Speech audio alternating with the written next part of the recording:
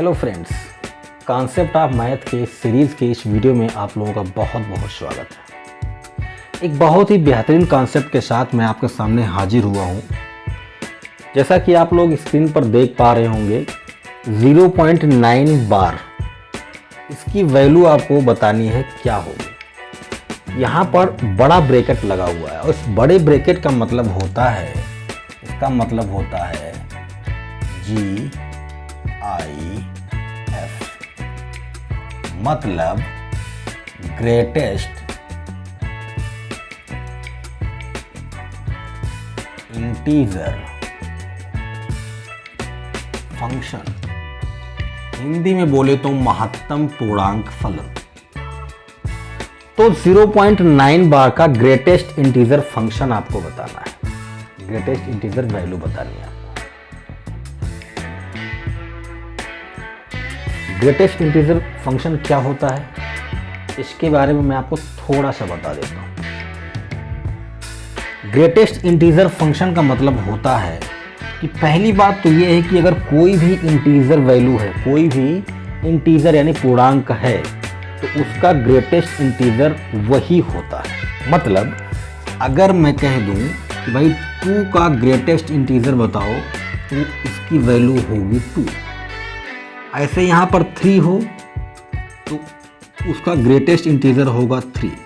अगर यहाँ पर -2 है तो इसका ग्रेटेस्ट इंटीजर होगा -2। मतलब अगर कोई इंटीजर वैल्यू है इसके अंदर तो उसका ग्रेटेस्ट इंटीजर वही होता है। लेकिन अगर इसके अंदर मैंने लिख दिया 1.2, लिख दिया 2.7, या फिर लिख दिया -1.9, या फिर मैं लिख दूं -3.4, तो ये इंटीजर नहीं है, ये पूर्णांक नहीं है। तब इसका ग्रेटेस्ट इंटीजर क्या होगा?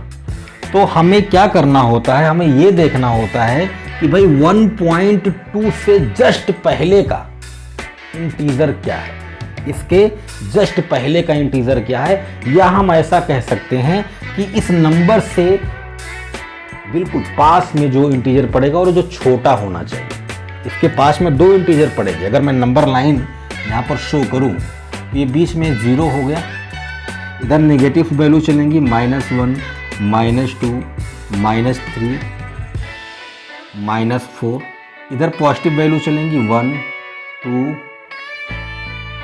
3, 4, है ना, ये चलेंगे। अब अगर मुझे 1.2 की बात करनी है तो ये आपका 1 है, यहां पर कहीं पर 1.2 होगा। अब इस 1.2 के आसपास 2 इंटीजर हैं, एक तो आपका ये 1 है और ये आपका 2 है। इन दोनों में जो छोटा होता है उसे लिया जाता है। तो हम ऐसा कहते हैं कि वही 1.2 के जस्ट पहले वाला जो इंटीजर होगा वही उसका ग्रेटेस्ट इंटीजर होगा। मतलब इसका जो आंसर आएगा वो 1 आएगा। ऐसे ही 2.7 की बात करें तो ये आपका 2 है, ये आपका 2 है, तो 2.7 यहाँ कहीं आएगा, यहाँ कहीं आएगा 2.7। और 2.7 से जस्ट पहले का इंटीजर जो है आपका वो 2 है। अगर देखें तो इसके दोनों तरफ एक इंटीजर 2 है, एक इंटीजर 3 है, पूर्णांक 2 ही हैं। लेकिन इसके जस्ट पहले का मतलब इससे छोटा इंटीजर जो होगा वो 2 होगा, तो आपका आंसर यहाँ मिलेगा 2। अब यहाँ नेगेटिव वाले नंबर की बात करें तो जैसा कि मैंने कहा कि जो यहाँ पर वैल्यू होती है ब्रैकेट के भीतर, उससे छोटा इंटीजर लिया जाता है। ठीक है, 1.9 की बात करें, माइनस में है तो ये आपका 1 है, 1.9 यहाँ कहीं आएगा, ये कहीं पर 1.9 होगा, नेगेटिव में है तो नेगेटिव 1.9 यहाँ कहीं होगा।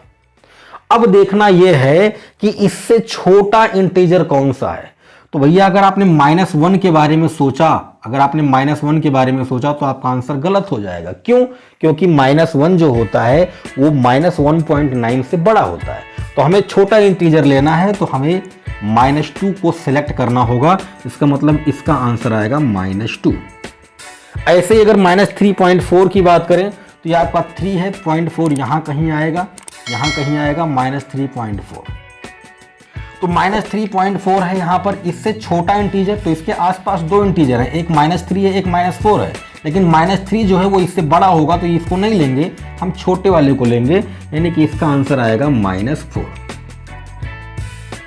आई होप आप समझ गए होंगे कि ग्रेटेस्ट इंटीजर फंक्शन का मतलब क्या होता है और हम कैसे निकालते हैं। अब अगर मैं बात करूं कि 0.9 है, 0.9 है, इसका ग्रेटेस्ट इंटीजर क्या होगा? तो 0.9 का ग्रेटेस्ट इंटीजर क्या होगा? क्यों? क्योंकि भाई ये डेसिमल वाला नंबर है ना, ये तो इंटीजर है नहीं, और हमें इंटीजर निकालना है और इससे छोटा इंटीजर होना चाहिए, इससे बड़ा भी नहीं ले सकते हैं, इससे जस्ट छोटा इंटीजर हमें चाहिए। तो 0.9 की बात करें तो आपका 0 है, 0.9 यहां पर कहीं होगा, ये आपका 0.9 होगा। अभी इससे छोटा इंटीजर कौन है? 1 की अगर बात करोगे तो 1 तो बड़ा हो जाएगा, तो 1 को आप नहीं ले सकते, इससे छोटा इंटीजर आपका है 0, तो इसका आंसर आएगा 0। ठीक है। अच्छा, अगर इसी में नेगेटिव हो जाता, नेगेटिव 0.9, तो नेगेटिव की बात करें तो ये आपका 0 है, यहां पर कहीं आता, नेगेटिव 0.9 यहां पर कहीं आता, और इससे जस्ट छोटे इंटीजर की अगर आप बात करोगे तो -1 हो जाएगा। क्यों? क्योंकि 0 तो इससे बड़ा हो जाएगा, तो -1 हो जाएगा आपका आंसर। तो आई होप आप समझ गए होंगे ग्रेटेस्ट इंटीजर फंक्शन कैसे काम करता है। अब इतना सारा मैंने आपको बताया, इसके पीछे लॉजिक क्या है। देखो भाई, 0.9 का ग्रेटेस्ट इंटीजर क्या होता है? 0.9 का ग्रेटेस्ट इंटीजर होता है 0, है ना। 0.9 का ग्रेटेस्ट इंटीजर होता है 0।